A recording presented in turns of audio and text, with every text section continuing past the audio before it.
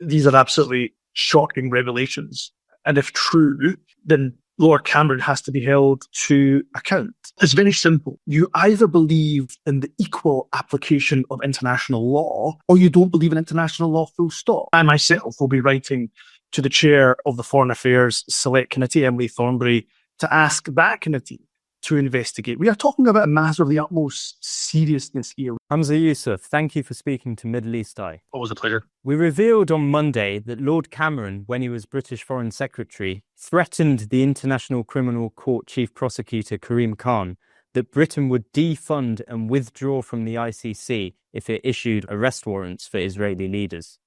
A number of sources, including former staff in Karim Khan's office who have seen the minutes of the meeting, gave us the details. Cameron made this threat in a phone call to Khan on the 23rd of April 2024. Now, Lord Cameron hasn't responded to our request for comment, and the Foreign Office declined to comment. At the time of this phone call, you were the First Minister of Scotland, and you were heavily critical of the British government's strong support for Israel's war in Gaza. What is your reaction to this report that the British Foreign Secretary, according to our sources, threatened the ICC prosecutor? These are absolutely shocking revelations. And if true, then Lord Cameron has to be held to account. The fact that Lord Cameron hasn't responded, hasn't commented, definitely, of course, raises serious questions, rings alarm bells. But it's really important that this matter is investigated, to have a then serving British Foreign Secretary, who that, of course, the UK being a signatory to the Rome Statute, threatening to sanction, to defund the International Criminal Court is not just shocking, it is a complete abdication of the UK's moral responsibility. According to our sources, Lord Cameron told Karim Khan that applying for warrants for Netanyahu and Gallant would be like dropping a hydrogen bomb. He said the world is not ready for this. How do you respond to that? Well, it's very simple. You either believe in the equal application of international law, or you don't believe in international law, full stop. So the British government really has to stand up for international law. We can't go around hectoring and lecturing the rest of the world about human rights and the importance of international law if our then serving Foreign Secretary allegedly was threatening to defund the ICC, to sanction the International Criminal Court. And of course, as I say, international law must apply equally both to state parties and non-state parties. And if you believe it should apply to one set of people, but not another set of people, then that clearly shows an agenda that you have and a vested interest at play. Since our report, 10 British MPs have commented on it. Some have called for an inquiry into what happened. Do you agree? I absolutely believe there should be an investigation. I myself will be writing to the chair of the Foreign Affairs Select Committee, Emily Thornberry, to ask that committee to investigate. We are talking about a matter of the utmost seriousness here. We need to know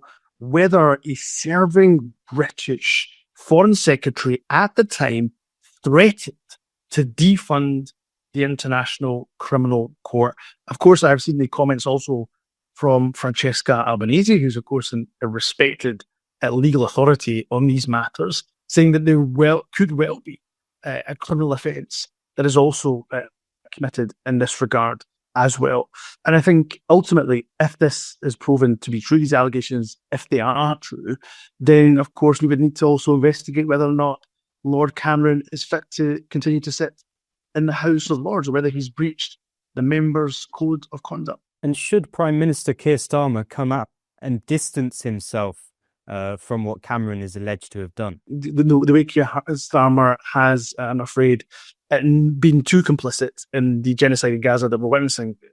At the time of speaking, of course, the UK continues to sell arms to Israel. Israel is, as we know, headed by a man that's wanted by the International Criminal Court. But all of that said, in any of the conversations that have been, interviews that have been made publicly by both Keir Starmer and the Foreign Secretary, they have said that they would stand by the ICC and international law. There would be no harm in reiterating that point, given the revelations that Middle East Eye have uncovered.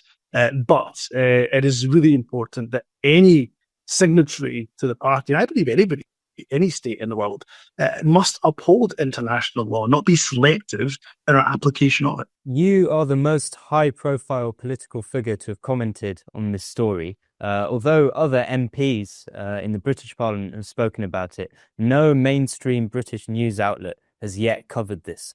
What do you think about that? Well, I'm afraid it betrays the awful silence that we've seen from too many in the British media establishment. Of course, they've covered the issues that are being ongoing in Gaza, but when it comes to the UK's complicity, both in terms of arms sales, but also its unwavering allyship to Israel as it committed acts of genocide, which has only recently changed. We've seen some harsher criticisms, the sanctions coming forward, which are to be welcomed, a step in the right direction, but not nearly enough.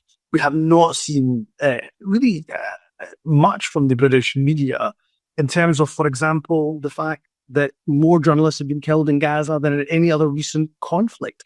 Where is the unity? Where is the solidarity from British journalists to those journalists in Gaza that have not lost their lives, but have been targeted and killed by the Israeli regime for simply reporting the truth? So I would love the British media in its broadest sense to not just cover what is happening kind of day to day, but examine the UK's complicity in a genocide that's taking place in front of our very eyes. Humza Yousaf, thank you very much for speaking to us.